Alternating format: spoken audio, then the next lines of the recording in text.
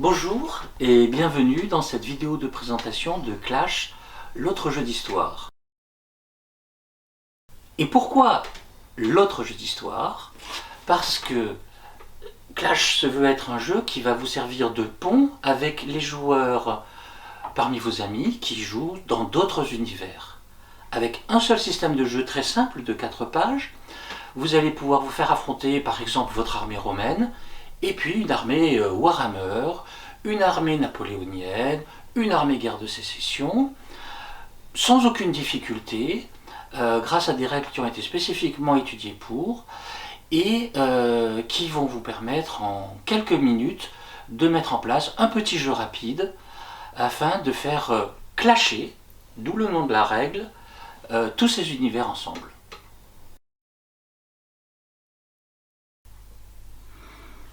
Alors une fois que vous avez regardé votre armée préférée sur le site, vous allez pouvoir déjà préparer vos fiches d'unité. Voilà la fiche d'unité.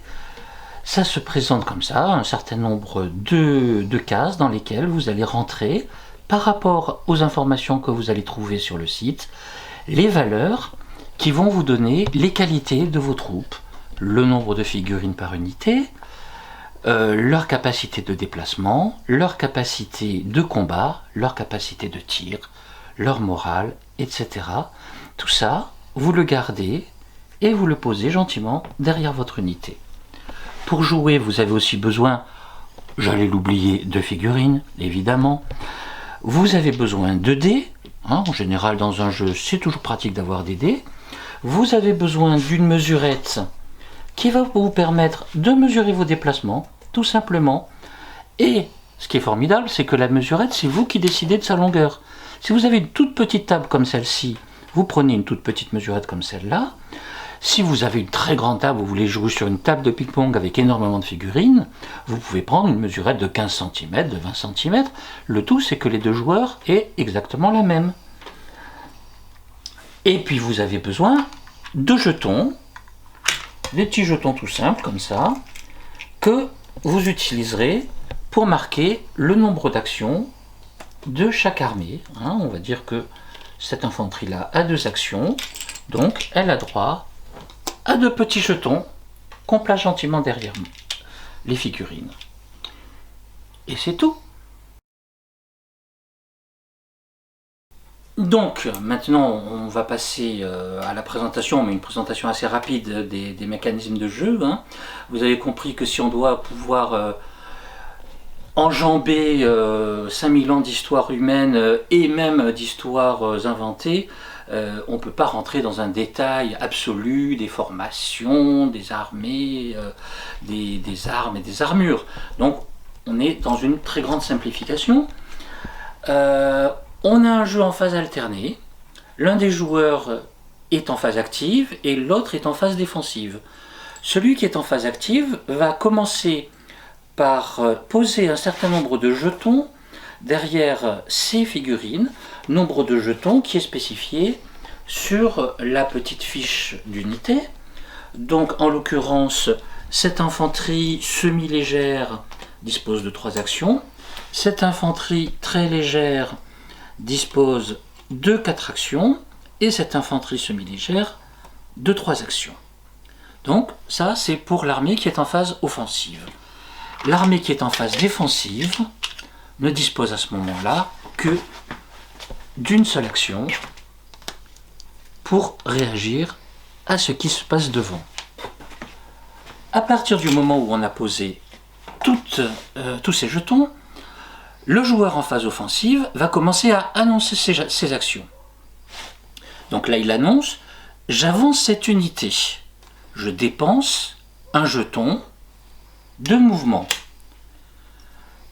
À ce moment-là, le défenseur peut répondre, interrompre et faire une de ses propres actions et dépenser un de ses jetons. Là, pour le moment, il préfère probablement attendre de voir ce qui se passe. Et donc, avec la mesurette, on avance d'une action.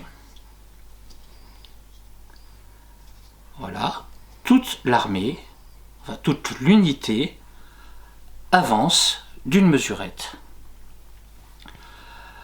À ce moment-là, que se passe-t-il? Eh bien, on peut choisir n'importe où sur la table une autre de ces unités, toujours quand on est dans la phase active, pour déclencher une autre action. Et là, par exemple, on va dire, voilà, mes archers, ici ils sont équipés d'arcs, vont faire dépenser une action de tir. Alors, on prend un jeton, on le dépense, pas de réaction en face, ok, on mesure, 1, 2, 3, 4 mesurettes, c'est bon, j'ai ma distance de tir. Comment je sais que j'ai ma distance de tir? Eh bien, comme toujours, c'est marqué sur la petite fiche. Hein, on n'a pas à tout avoir en tête, à connaître la règle par cœur, tout est sur la fiche. J'ai ma distance de tir, alors j'ai 1, 2, 3, 4, 5, 6, 7 figurines qui tirent sur cette unité-là. Je vais tirer... Ah non, celle-là, elle est un petit peu trop loin, elle ne va pas y arriver. Je vais tirer seulement 6 flèches. Donc je tire 6 dés. Combien dois-je faire pour tirer? Alors, je dois faire, c'est marqué à nouveau là-dessus, l'arc, il doit faire au moins 5. Donc, on jette ces 6 dés. J'ai énormément de chance, j'ai fait 3 chiffres au-dessus de 5.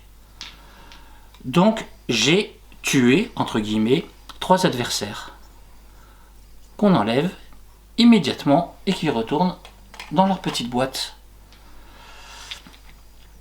Etc., etc., etc. On va continuer à dépenser tous nos jetons. Hein, là, je vous la fais courte, évidemment. On aura dépensé tous nos jetons. Certains auront avancé, d'autres auront tiré. Mais on était d'un petit peu loin et on n'est pas arrivé au contact de l'adversaire. Que se passe-t-il à ce moment-là? L'adversaire n'a pas utilisé tous ses jetons. Il a préféré attendre ce qui se passe. Bon. Donc, on enlève tous les jetons et on inverse. Maintenant, ce sont les chevaliers qui vont être en phase offensive. Donc, les chevaliers, ils sont à cheval. Ils ont 4 actions, donc 4 jetons.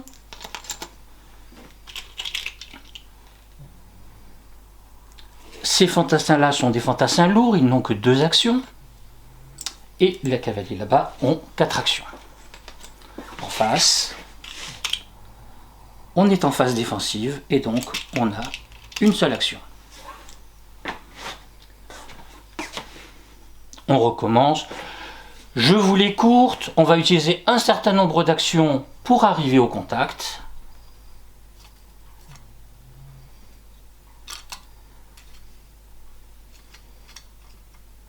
Et à la fin du tour, nous pourrons opérer le combat au corps à corps. Le combat au corps à corps, alors là j'ai 5 figurines qui sont armées de lances. On regarde à nouveau le facteur de la lance là-dessus. Au premier contact, il est de 3. Donc ces 5 figurines doivent faire 3 ou plus, on lance 5 dés. J'ai 3 dés qui ont fait plus que 3, et donc 3 pauvres Gaulois retournent voir leurs ancêtres. Et comme vous pouvez le deviner, le combat continue jusqu'à ce qu'il n'y ait plus de jetons, ni d'un côté ni de l'autre. Mais par exemple, on va quand même faire très rapidement ce qui se passe au centre du dispositif. Quand les chevaliers à pied vont vouloir avancer, on enlève le jeton. Et au moment où ils vont annoncer « Ah, là maintenant je voudrais avancer encore d'un jeton », le défenseur va dire « Non, moi je dépense mon jeton de réaction. Et je te tire dessus.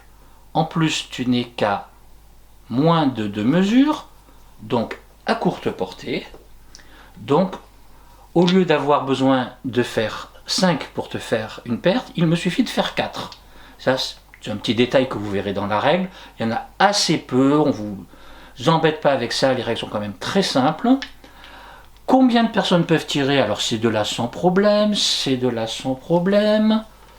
Ici, et même jusqu'au dernier, 1, 2 mesures, aucun problème. Tout le monde peut tirer, tout le monde est à courte portée. On va donc tirer 1, 2, 3, 4, 5, 6, 7 flèches. Alors, je n'ai que 6 dés, mais c'est pas très compliqué. J'en ai tiré 5 d'ailleurs, donc il faut que je relance 2. J'ai déjà fait une perte là, je relance 2 dés. Je fais une deuxième perte avec ce 5. Le 2, c'est raté. Et j'ai fait 2 pertes à ces pauvres chevaliers à pied. Voilà comment fonctionne la réaction. Et vous avez une idée générale du fonctionnement de la règle.